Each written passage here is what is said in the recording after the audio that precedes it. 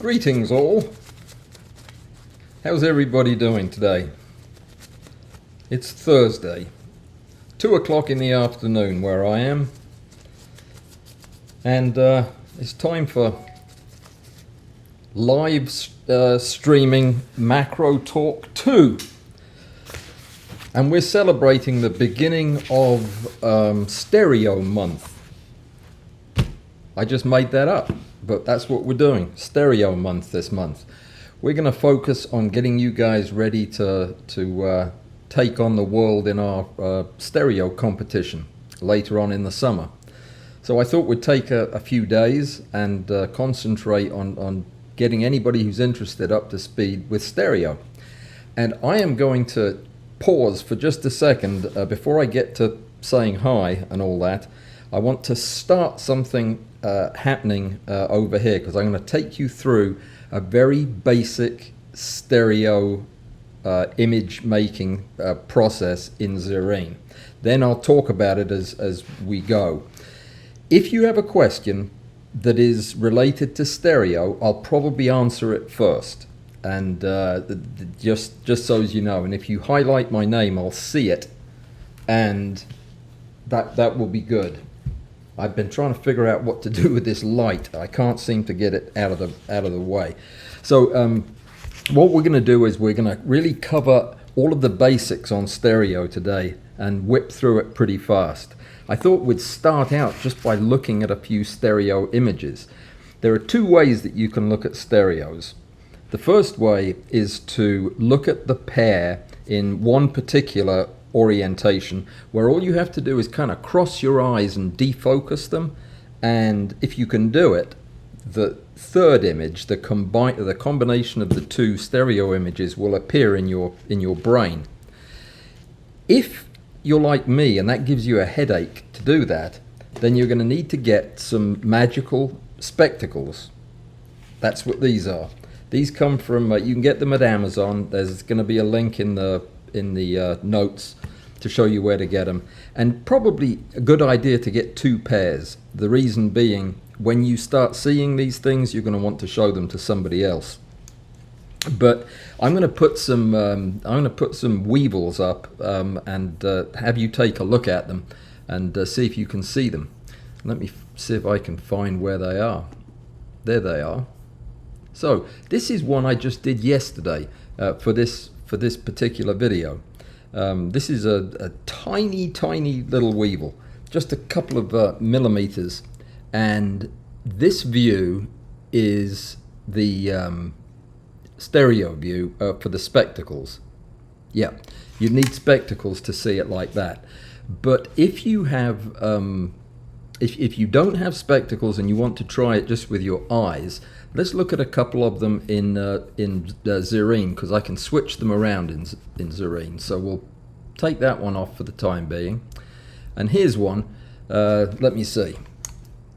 This one is set up for the spectacles too right now, but I can switch sides for the two images, and now you should be able to look at it.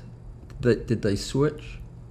Yeah, now you can cross your eyes and defocus, and you should see a third image in the middle where the proboscis is almost sticking out of the screen into your face.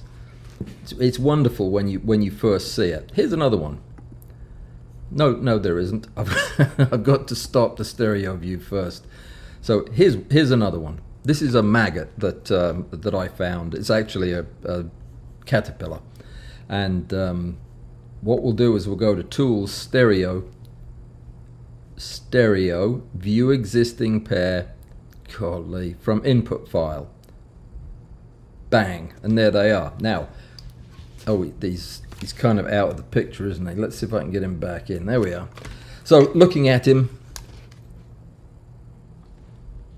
Oh yeah, glasses. That's him with the glasses, but I'll swap sides so that you can do it with your eyes. Now, if you just defocus and look between the two, and you have to be fairly far back, about 3 feet back from your screen. But if you do that, you'll be able to see the thing in 3 dimensions. And I've got tons of these that I can show you. Some of them are better than others. This was one I did yesterday. Oh no, I've got to do the same thing again. Hang on, just take a second. yeah, I like this one. This is a beetle that's been photographed a lot, but it looks fantastic. It doesn't look like much like this, does it? It's got artifact around it. It's a messy looking photograph. Nothing very exciting to write home about. And then we view it as the stereo pair. Oh my goodness, it's kind of big, isn't it? Let's get that down to size. Right, so we view it as a stereo pair like this. Let's see. Yeah, this is the glasses too. So I'll swap them around. If you've got glasses, you better have them on, because I've got some more of these. We'll swap sides, and now you should be able to defocus your eyes and see it. And this is impressive, because this thing's head comes way out of the screen at you. So people often ask, why do stereo? I mean, because nobody can look at it. I mean, you can't hang it on the wall. You can't frame it. Well, you can actually, and hand out glasses or whatever. But yeah, generally speaking, this is a fairly solitary and engaging pastime. People do it for different reasons. I do it because I see something I've never seen before every time I do it. Absolutely every time I do it. I found a little click beetle yesterday in one of my pots of insects from last summer. It was only 1 millimeter long. I stuck it on the end of a pin, an eyelash on a pin, and did a regular stack, and did it in stereo. And I saw the most amazing things. The thing had scales that looked like mushrooms that were coming up off its body with a cap on them. I should probably try to find that for you, but I don't know where it is. It's probably in Lightroom. Let me have a quick look there. So I want to shoot in June or July. I think it'll be fun. And it looks like my signal just dropped. Can you guys see me?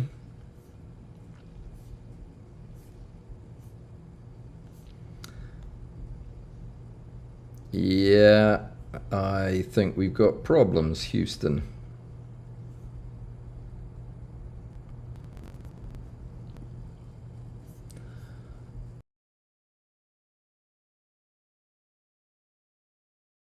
All right.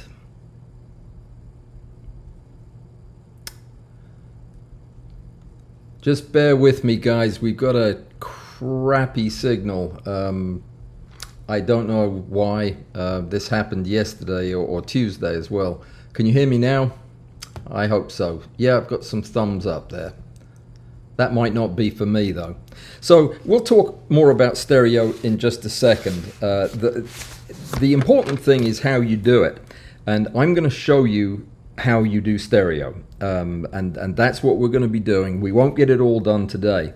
But I want to, before I do anything else, tell you about the calendar, because there are some things coming up that you need to know about. I am going to have a calendar, and I can't tell you where it's going to be because it's part of a bigger surprise. But there will be a calendar. For the meantime, just write this down. Next week, well, this week actually, if you're a Zoom person, if you, I beg your pardon, if you're a Patreon supporter of mine, then come to the Zoom on Saturday, because I'm doing a DIY make your own ring flash diffuser on Saturday morning. No, Saturday afternoon at 2 o'clock when we do our Zoom.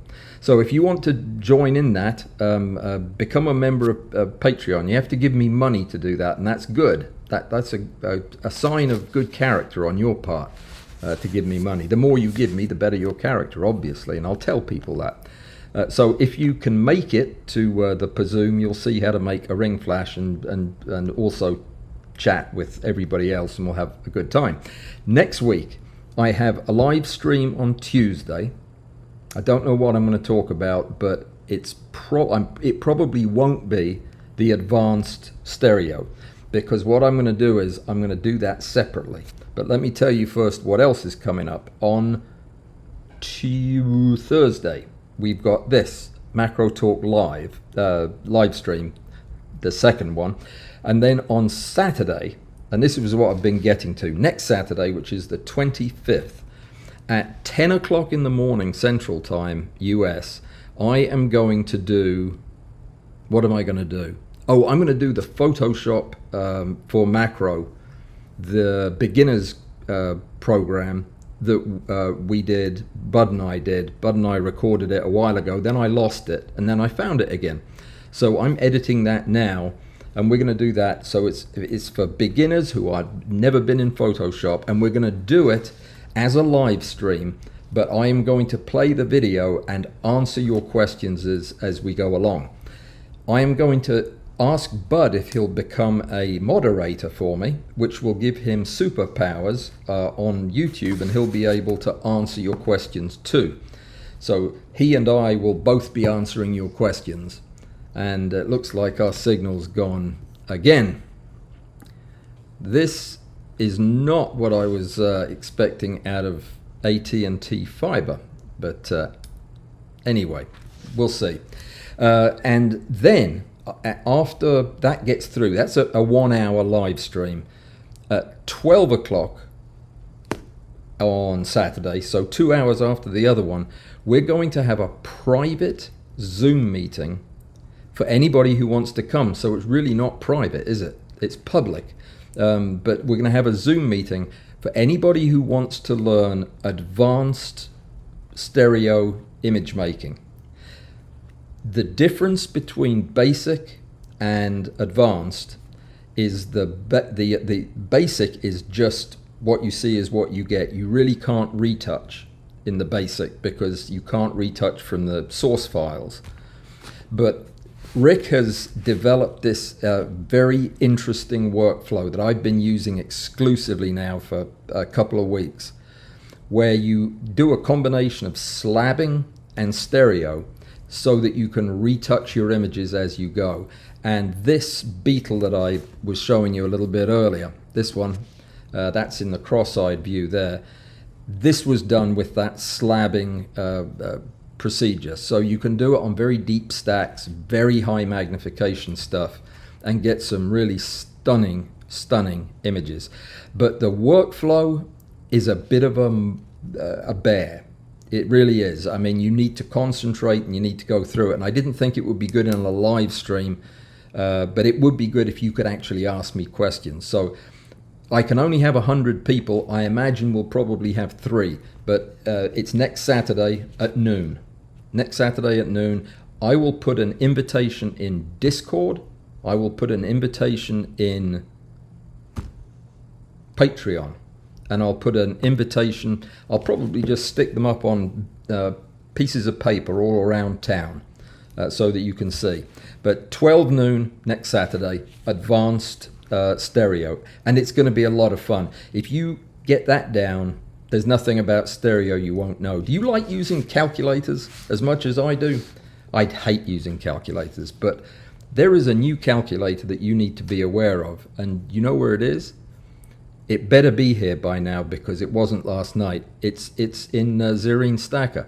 There is the best calculator I've ever seen. Let me switch back to that screen for a second. You can get it by going to Zerene, the website, just with your browser, the normal way. But I bet by now you can also go to options, no, help, show online documentation. And then I'll have to drag that over like so. And then there'll be somewhere in tutorials, I'll bet. Yeah, there you go. Depth of field estimates. And these are the tables. Where's the calculator? Oh dear, I can't find it. Hang on. Rik said he was going to put a shortcut in here somewhere. Let's look together. I don't see it. I don't see it. I'm going to go in from the no, I've actually got it in another browser. I'll just drag that one down. That you need to see this because it's a really fantastic calculator that does everything, more than you need. Oh dear, I can't find it, guys. Well, that was a bit of a wet squib, wasn't it? Yeah, yeah, I don't know where it is. Anyway, let's turn that off. You can watch me frown looking for it. I don't know where I put it. It's in the, if you just go in your browser and type in Zerene Stacker, if you go to the home page, it'll show you. And it's a big calculator that has a lot of stuff in it that you won't find in any other calculators because you'll never use it. But it's there if you want it. If you want to know the difference between a classical circle of confusion and a wave function circle of confusion, which I honestly did not want to know about at midnight last night, but I do now know about it, so you need to as well. That's all there is to it. Let me say hi to some people. Helen, glad you're here from the West Midlands. And let me go back up to the top. Patrick, yes, you are definitely going to get the interest of the constabulary with that batch of chemicals you've got going in your house. Jim, how are you doing, my friend? Hope your week is going well. Graham. Graham is going to be demonstrating his new optical floating table at the Zoom meeting this weekend on Saturday. So that's the second thing we'll be doing. Actually, it's the first thing we'll be doing. Then we'll do the DIY part. Graham, who is a fantastic macro photographer, has this incredible rig that he's built. And he just purchased a real anti-vibration active dampening table, an optical experiment table, and I really want to see it, so that'll be great. That's on Saturday. So vibration completely gone. Well, the vibration should be completely gone at that price and that weight. Robert, good day, sir. Is it raining down there in Ocala? It's raining up here, has been all day. Let me see. Ingolf, greetings, my friend. How are you? Congratulations on a good show in the competition this last time. Stuart, what a pleasure. Stuart and I are going to have a conversation recorded for your benefit. Yes, you, viewer. We're going to just chat about this, that, and the other. And it's going to be a lot of fun. And I guarantee you that one of the this is, that's, or the others is going to be how to raise jumping spiders. Because I certainly do not know. But Stuart does, and he's going to tell us. We're planning this, and I'm guessing it's only going to be a few more weeks before we get this done and ready to go. So that's I'm looking forward to that one, Stuart. It's going to be a lot of fun. Alistair, good evening. And Patrick, that's a very nice thing to say. This is the best school for macro photography. I certainly think so. I would, though. I mean, if I thought it was a rubbishy one, I should probably quit. Bill Wheeler's here from Seattle. Bill, how are you, sir? Glad you could make it. Paul from Minnesota, Hembrodian from the north, and Nils from the northeast. It must be miserable up there in Norway, are you in, or Sweden? This must be a bad time of year to be there. All right. Oh, here's a new name, Jason Van Sickle. Have we met before, Jason? Nope, first time. It's going to be a short visit as you're busy. But yeah, well, come back next time you're not so busy, because we do have fun. Curious is here, which is a fantastic thing. Curious is working on some incredible things that are going to interest us, motion-related things, like for photography. And I haven't even asked him this yet, so I'm gonna. This is like when somebody proposes at a fast food restaurant in front of cameras and everything, and it puts the other person ill at ease. So I'm gonna put Curious ill at ease, because I want to get him on to talk to me about things like electricity and how we can use it as photographers, and what's realistic for us to do and what's not as far as making stuff. I learned everything I know about electricity from him until Rik came along and started teaching me the really boring bits about it as well. But anyway, I haven't asked Curious if he'll come on the program, but I bet he will now. He'll be shamed into it now. Oh dear. Lance, good evening. You did well in the competition too. Nice pictures. Oh, question. Your PB4 has arrived, and you've been researching connectors and have put up my set to use the EL nickel and Raynox reversed on Discord. Okay, I'm super confused, but that sounds good. That is actually that EL nickel and Raynox combo that somebody recommended. I thought it was Angie, but it turns out it wasn't Angie. It was somebody else, and I can't remember who it was. It might have been Anaphylaxis. But whoever it was, I love that lens combination. In fact, a lot of these stereo views you've been looking at were shot with that. They were shot with an EL nickel 50mm f2.8N on a reversed Raynox. So put the Raynox backwards behind the EL nickel and try to get as little space between them as you can. That is what's worked for me anyway. All right, where was I? So Angie, we were just saying Angie. How are you, Angie? I think I responded to your email, but I haven't checked my email yet today in case I'm supposed to have answered something. Chris, hello again. Good. All right, fantastic. Work's going well, I hear. Good for you. Baconmeister, good evening. How are you? Thomas from Switzerland. What part of Switzerland? My favourite part of Switzerland is where my brother is this week in, oh dear, I can't remember. It's near Vaduz in Liechtenstein. It's whatever the next biggest thing. Oh, it's probably Zurich, isn't it? Anyway, I love Switzerland. It's nice, very pretty. Ulrich Nordhoff from Pretoria, South Africa. We do have quite the representation from all over the world. GT Twin Cam, greetings all. And this is something that I've just been reminded of by Alistair. You guys need to look at Angie's website, because Angie is going to be your best friend. She's going to be guest judging with me in May. For May, but we'll be doing it in June. She is going to come on, and I'm going to set the competition for May is going to be flowers, not plants, flowers. There's a difference. Look it up. And that the reason I'm doing that is because Angie is one of the best flower photographers I've ever met.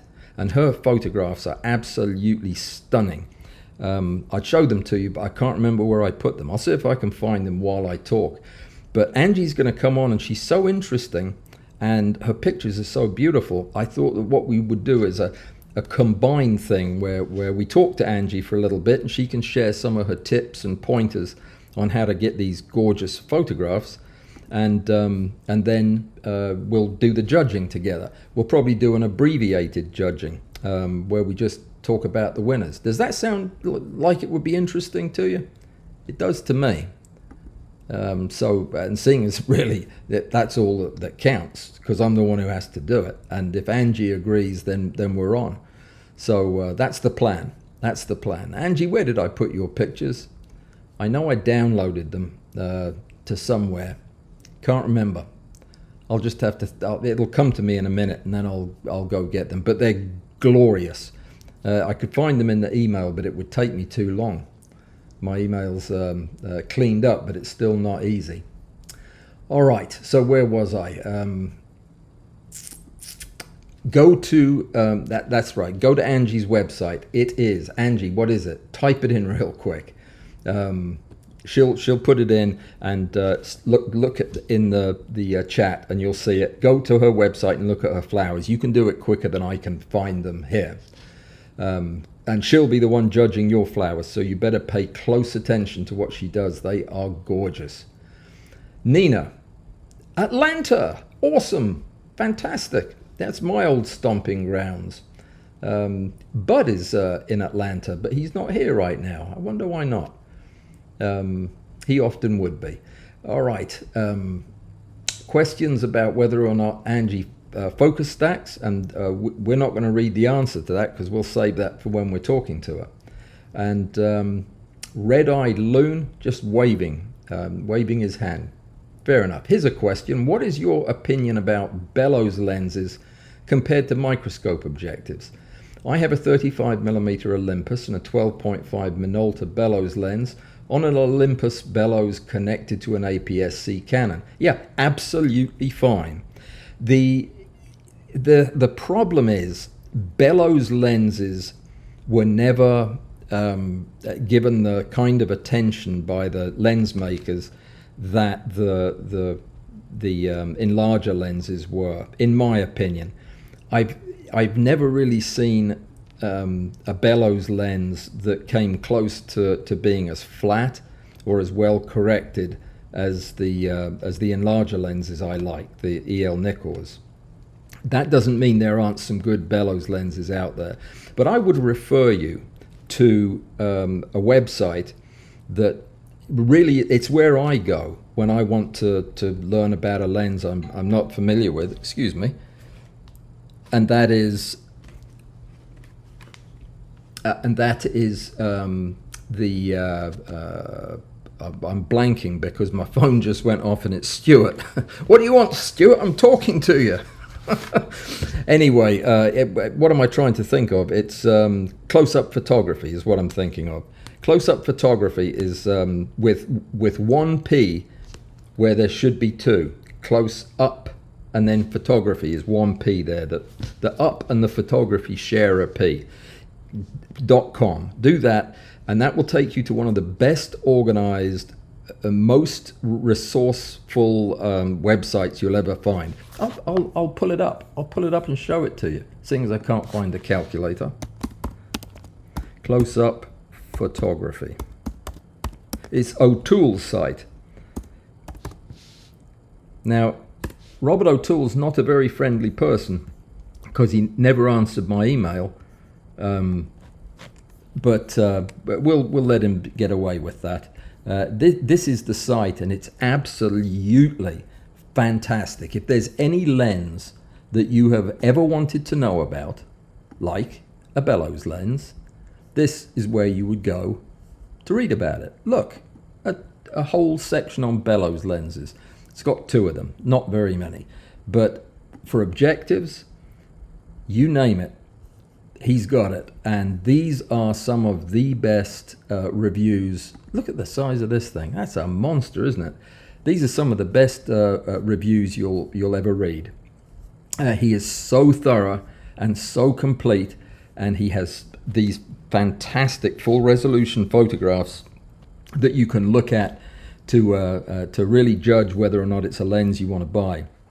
I would want to buy one of these lenses, only I learned how much they cost. Let me see if I can find it. It's more than my car, which isn't saying much, but does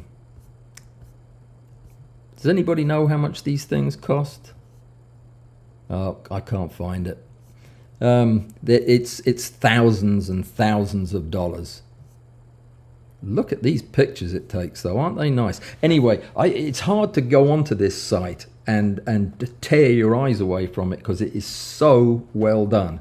The man's name's Robert O'Toole. The site's called Close-Up Photography. Well, he has 2 P's there now, so I guess he's changed it. But anyway, no, it's 1 P there in the URL. There you go. So I am going to put one eye on my phone to see if Stuart's telling me something that okay, great. Well, not great that your daughter has COVID. Yeah, that's not a good thing. That's a bad thing. All of mine have had it. All of my kids. In fact, they gave it to me last Christmas. I would have preferred socks, but there you go. You just have to live with what you got. So you'll be stuck at the house for a few days. Next week is going to be one of the busiest weeks of my entire life. But we'll find a time to work it in.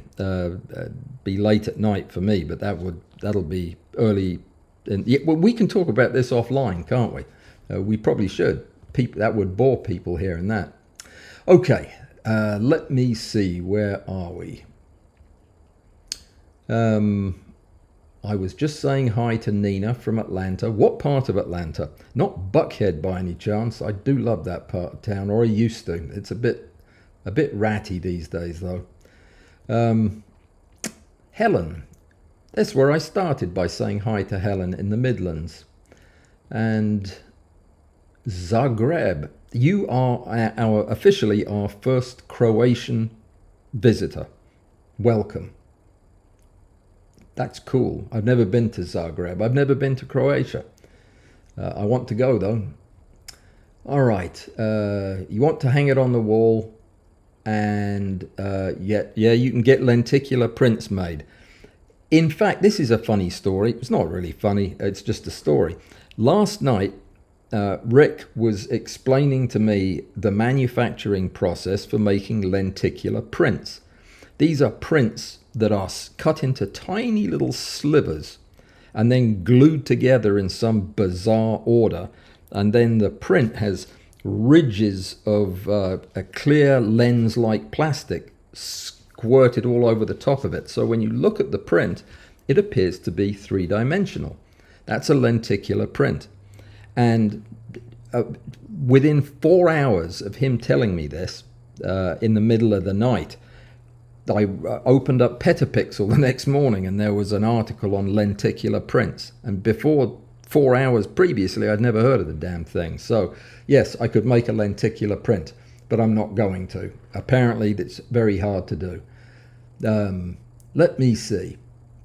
Yeah, I know I was frozen, and I may freeze again, Bill, but there's nothing I can do about it. I think it's weather related, or construction related, or something. I've got a great signal, so if it happens again, well, still nothing I can do. Frozen, frozen, frozen. Everybody's not seeing me. Okay.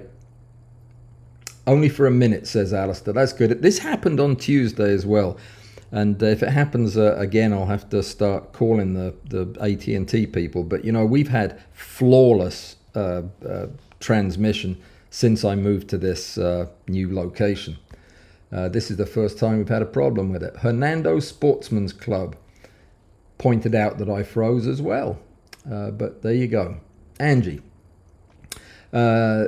Looking for advice on good studio lights that recycle quickly for stacking. Okay, don't get studio lights is the best advice I could give you. Not for small scale, not for, unless you're going to invest in a light that has the same kind of circuitry that you get in a speed light. Studio lights function differently, and they don't give you the short duration that you really need when you're working at higher magnification.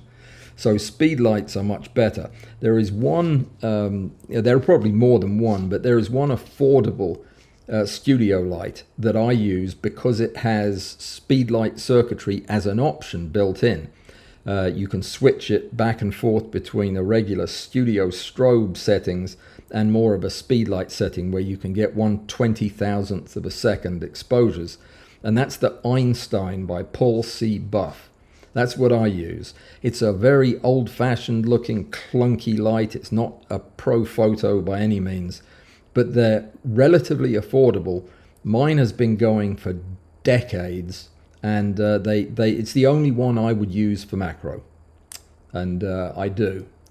But most of the time I use speed lights, and as many as I can and as small as I can. I think the secret to good macro photographs is diffuse and diffused light. So lots of little light sources, well diffused. And I know that you believe that too, because I've seen your photographs. Not a specular highlight in sight. So yeah, if anybody else has any advice for Angie, chime in. Al says I'm coming in loud and clear. Audio mostly there, video stalling. All right, so this was that was back when things were going rocky, but I think we're back on track now. All right. You did recommend, yes, Chris, you recommended that lens combination, but it was a lady that recommended it a few days later. And it was the fact that 2 people recommended it that made me set it up and experiment with it. And I absolutely love it. Where's the article you're writing on it? Because I'd like to read that. I really would. Norway, miserable, cold, dark, icy roads. Yeah, all right. Well, that's a big advertisement for it. I'm sure you'll get a lot of people moving there now. Strong coffee and chocolate. Yeah, that's what I like to hear. All right. So, focus stacking flowers. Yes, yes. I went out and got a flower to do stereo on today. There's a bush in my back garden that's got flowers in it now, and it's about 20 yards from my back door. And I cut the flower off and walked back to the house, and it was dead before I got into the house. The leaves fell off. So it's going to be a challenge talking to me about flower photography. Anyway, Alistair, you got whose name wrong? You shouldn't be doing that. That makes a bad first impression. Oh gosh, we were going to talk about stereo. Let me show you a couple more while we're at it. Has anybody there got a pair of spectacles? Because I can show these things as spectacle ones. That's the way I like to look at them. Raise your hand if you've got spectacles. Nope, nobody's raising their hand. Let me see what we've got here. Yeah, I'll put that. Oh, this is one I just did this morning, but oh, that's not the right one. That's a disaster. This is an owl fly. But this is not the one I meant to put in here. This is a bad owl fly. Yeah, we won't look at that one. This one, yeah. It's not great, obviously, but it does look pretty impressive in stereo. I haven't cleaned this up or edited it at all. It's just, these are just examples I wanted to show you. So this is glasses. Yeah, this is glasses. So if you look at that with your glasses, you should see a third one in the middle, and it should be very impressively three-dimensional. If that doesn't do it, then try doing it by defocusing your eyes, and you'll see the 3D one swim out of the middle. Is anybody actually able to see these? Oh, hang on. Joseph's got glasses. All right, good.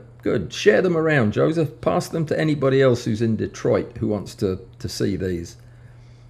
So that's a fairly successful one. Sorry about all the noise in that background. This is one I did. Oh no, this is the one I just showed you. I'm going to show you one I did on Tuesday. I actually stacked this on Tuesday. I have done nothing to it. I just did a simple stacking in stereo, and these are the outputs.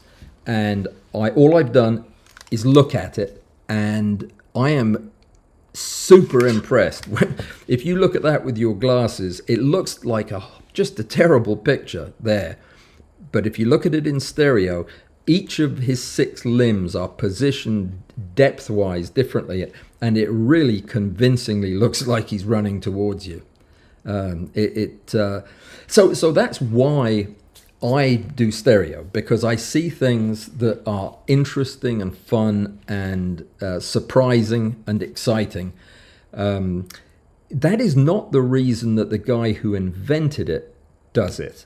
Rik is an absolute nut for stereo. He loves the stuff, and he's always doing stereo.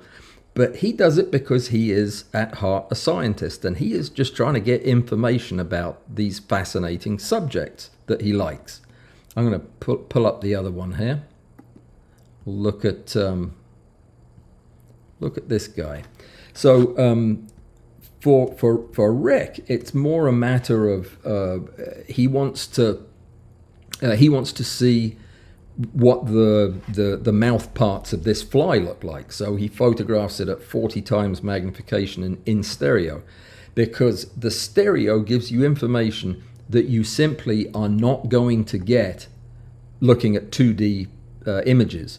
So for him, it is a tool. For me, it's an artistic way to express yourself that's fairly unique. And I love the effect. And it's so surprising the first few times you do it. That one, for example, that it doesn't look like anything there, but in stereo, that bee is bent all the way over, his abdomen is sticking in your face. Absolutely beautiful. So the reason people do this is dependent on their interests, but I think anybody who does macro should give this a try. Some people think it's just a bit of a novelty, and that's fine. I mean, for some people it is just a novelty, but for others it's an important tool, and it's something that's cool to know. So let me tell you how we do it. It's very simple for the basic, because there's just not much to it. What you do is you pick a good subject. A good subject is something that has pretty well defined outline, that doesn't have a lot of separation between the foreground elements and the background elements that are lying on top of it. So this would be an example of a good subject because it's teeny tiny. There isn't a lot of distance between, oh, you can't see it, jeez, sorry guys. There isn't a lot of distance between the foreground elements and the wing behind, so it doesn't create too much transparency. That's the main problem, because you're going to do this in PMax, and the foreground is transparent against the background. And if you can't retouch it, that's problematic. So picking the good specimen is very important. Picking something that has a darker foreground than the background will make it less likely to be transparent. But once you've got a good stack, a good selection of photographs, and you think they're going to be a good subject, all you have to do is export them to Zerene the way that you normally would. I'll actually drag a Lightroom instance over there and show you what that part looks like. So here's a Lightroom window with one that I was. The reason I'm not actually stacking this as we go, and I'll do that at the meeting that we're going to do next Saturday. The reason is this kills my bandwidth when I start. For some reason, when I start doing this, my streaming dries up. So what I'll do is, in this case, I picked 139 photographs of this weevil that's walking towards the camera in a very interesting way, I think. The way his leg is pointing out to the front. Hang on, let's get back to the bit where his leg is. It actually looks like it's going to work very well. Let's see.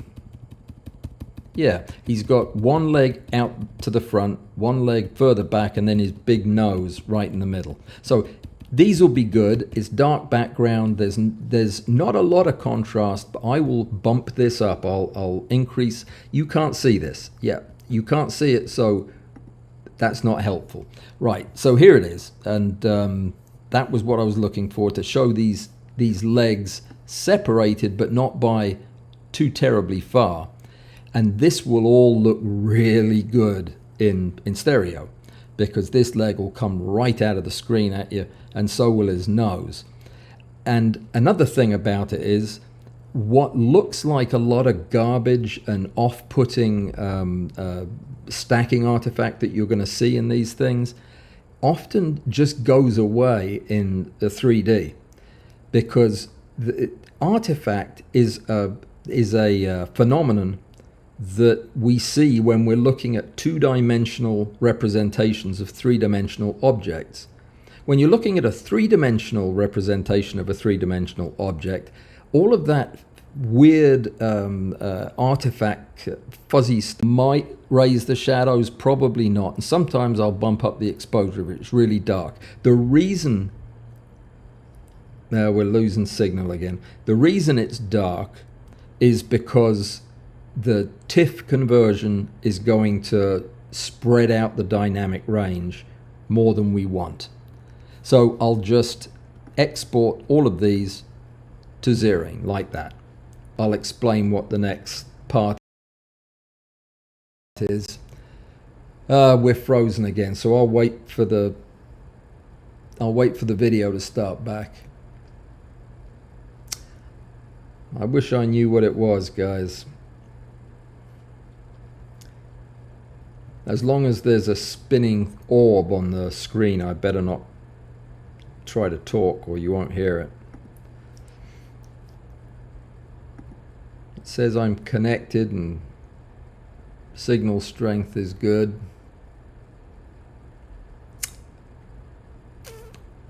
Don't know what else to do, guys, except just patiently wait.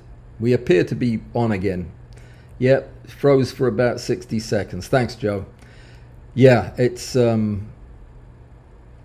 very irritating when this happens, but what can you do? Nothing, absolutely nothing. So anyway, I was talking about importing these into Zerene, which is what I am doing now.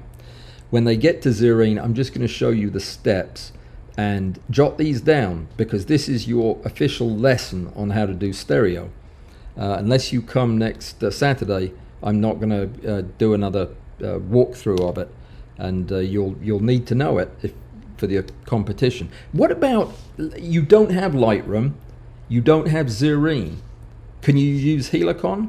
No, it's rubbish. It doesn't have a real 3D functionality. Zerene uses an actual program that manipulates the data in the image mathematically to create this very pure, very clean, synthetic shifted image. It rotates the image a few clicks to the right and left to create the illusion of depth. What Helicon does is it makes a model, like photogrammetry. It makes a model of what you're photographing, and then it tries to add the detail back onto the surface of the model. And most of the time, it gets it wrong. It gets the structure wrong. It makes horrible models, and it's misleading. So they show on their website how great it is with things like coins, which it is, because coins don't have any overlapping structure. They're, it's a coin. It's flat with bumpy bits on it, and that looks great. You can do that with a model just fine. But when you have things crossing other things and separated by distance, you need something more powerful, and that's what Zerene does. Rik wrote this program, Zerene Stacker, so that he could do stereo imagery. That's the and you may be wondering, why don't we ever hear about this fascinating history?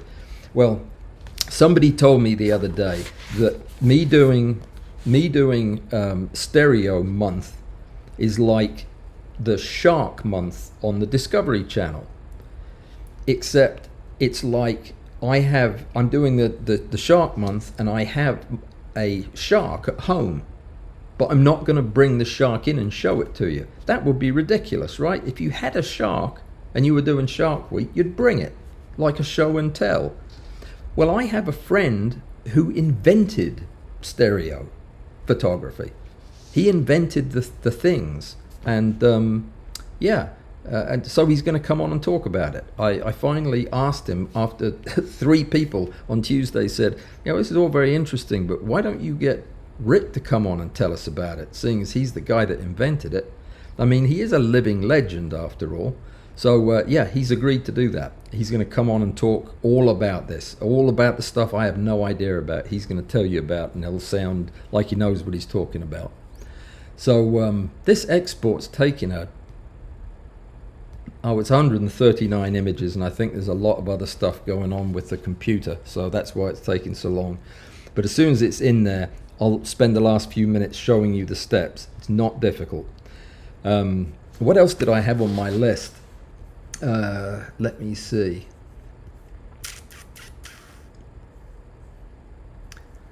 Chris is saying that the best studio strobes on a budget are used Profoto D1s.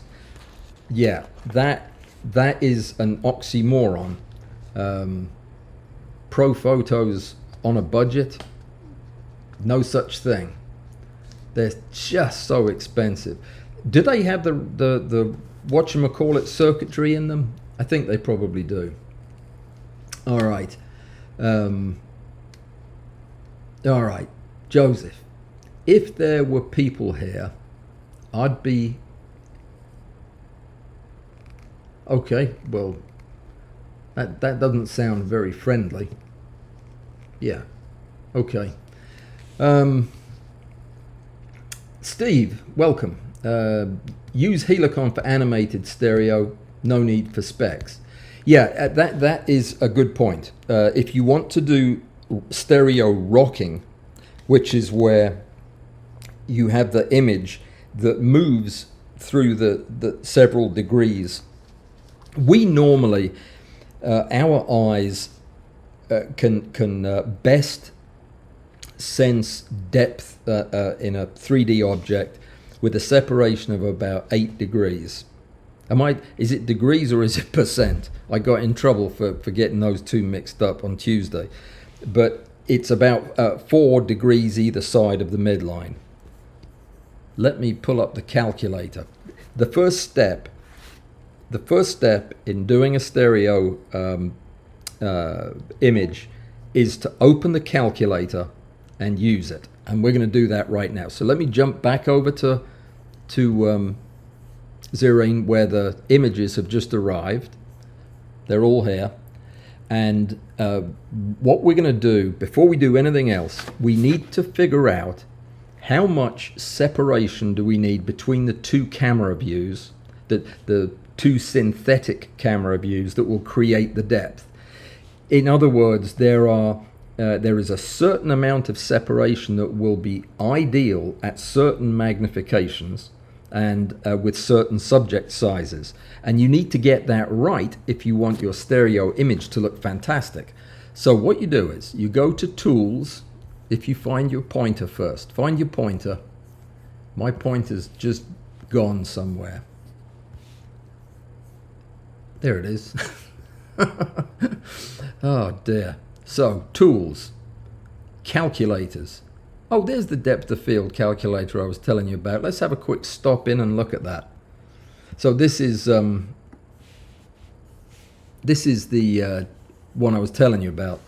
It's got so much stuff on it, and it's marvelous. You can really dazzle people to sleep with this all day long. Let's not look at that anymore, shall we? Let's go straight on to the stereo calculator. All right.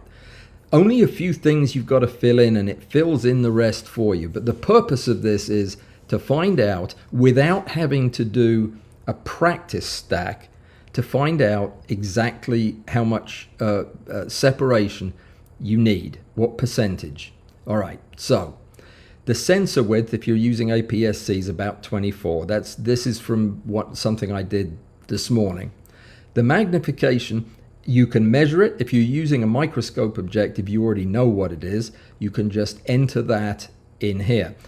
If you don't know this, then you can estimate the stack width by looking at the width of the subject on your frame and enter that, and it'll tell you what the magnification is. But if you know the magnification, put it there and it'll tell you how big the stack width is. Your step size is the most important part here. In this case, for the one I was using, I was using 50 microns as my step size for about 2.5 times magnification. And the number of frames, you can actually just hit this P and it'll tell you what you just imported. So if I hit that, it's 139. Actually, we should do the calculator for this guy, shouldn't we? He's actually about 2.5 magnification because I used the same lens. So the stack width is the same. I was using 50 micron steps, number of frames 139.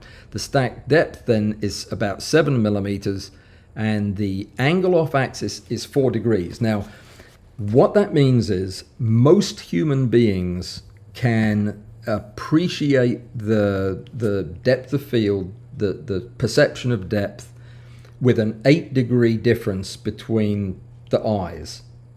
That's what is normal for most people. So we put the 4 degrees as the fairly standard angle off axis. If you just stick with that, you won't go wrong. 3 to 4, but 4 is probably safer. And then it calculates for you the shift in X, and this is important because it's the only number you need to put into the stacker to do your stereo. So it's 5%. All right, that's all you need to remember. 5%.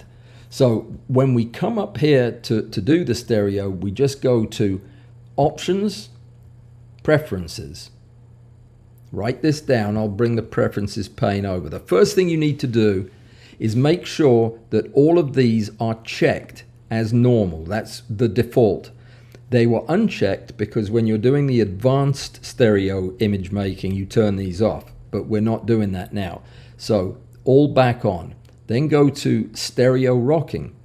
Now, this is what's so cool about it. We're going to generate a stereo pair, but because we've used the calculator, we aren't going to have to generate like 6 different pairs to see which one works, which is the way we used to do it.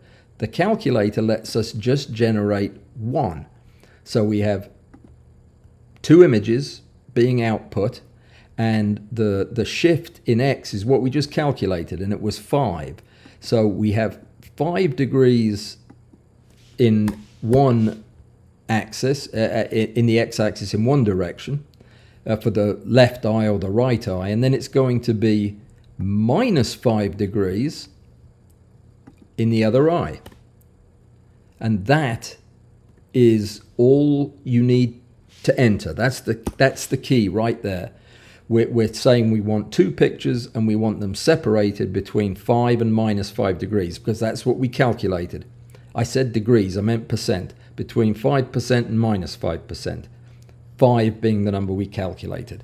And that's it. That's all you've got to do. And you hit OK, and you can turn your calculator off. You don't need it anymore.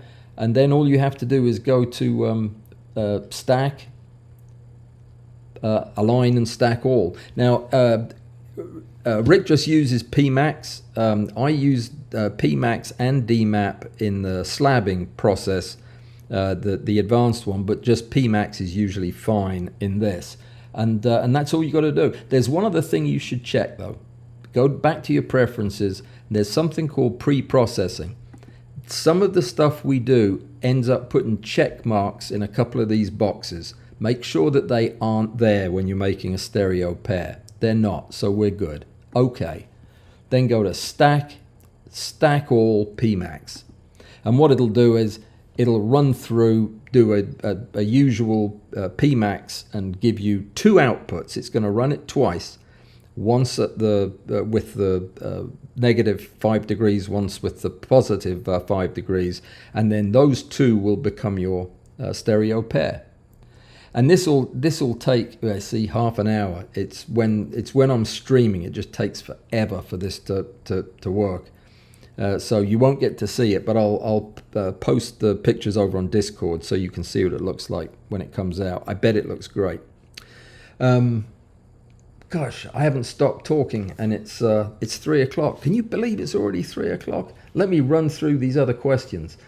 Are you going to post your 3D images on your website so I can view them with active shutter glasses? Yeah, if you want.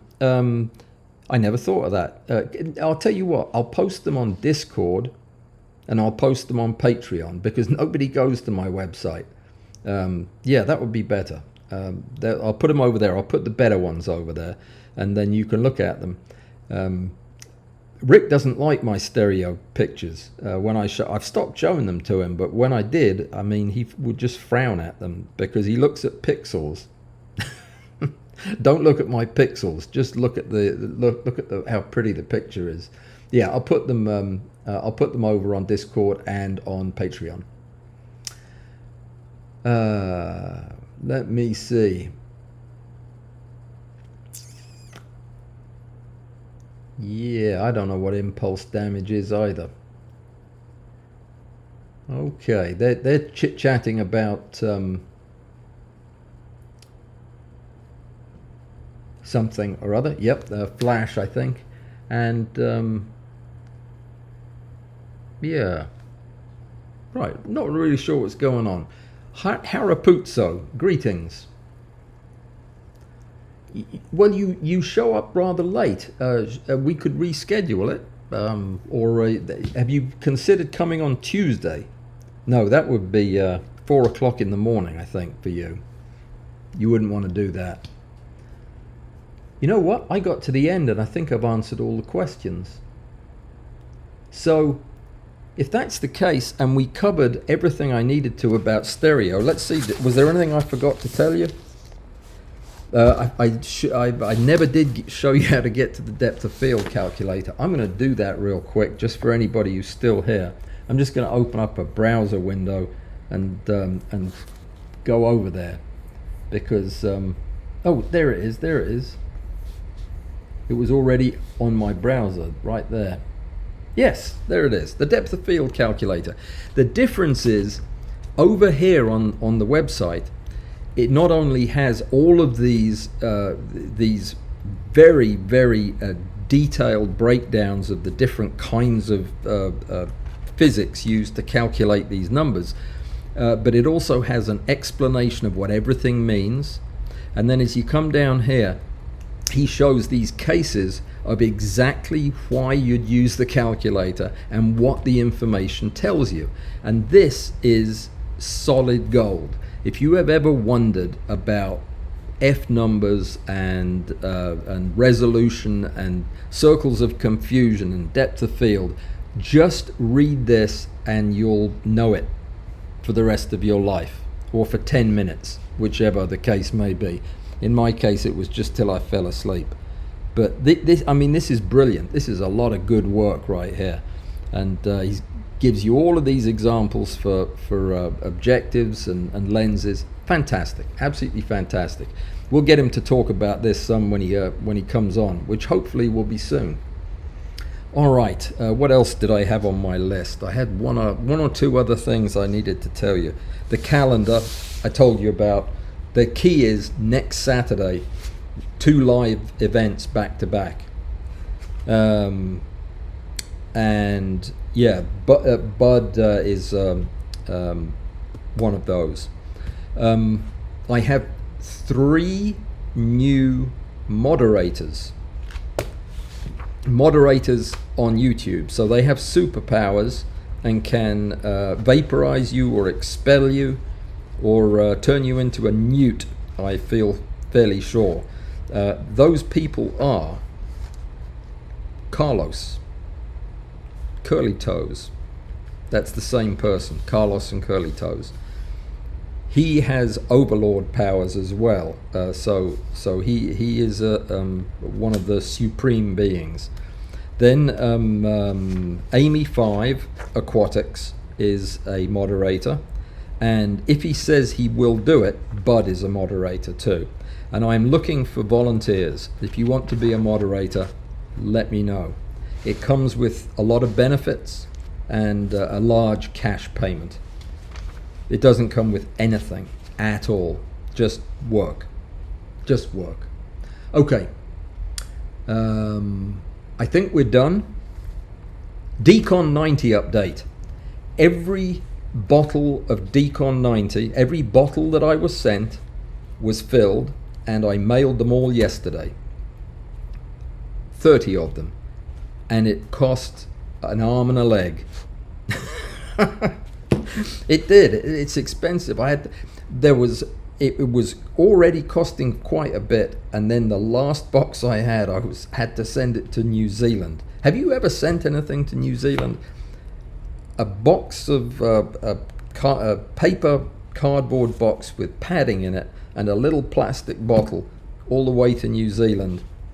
Yeah, I could have bought an aeroplane ticket and taken it to him in New Zealand for about the same price. But anyway, they're all done. It's all gone. This round of Decon 90 handouts is over. and it took me a full day to pack them all into boxes. That's a tricky job if you're no good at packing. Thank you for coming, everybody. I thoroughly enjoyed it. I'm sorry about the couple of patchy bits of signal. That's just the way it is with live stream. This Saturday we've got the Zoom, and if you're not a member, become a member. Angie, I hope you're going to make it to Zoom on Saturday so I can say hi to you in person. And yeah, that's it until next week, and then we'll be doing other stuff. I've got videos I'm doing as well in my spare time.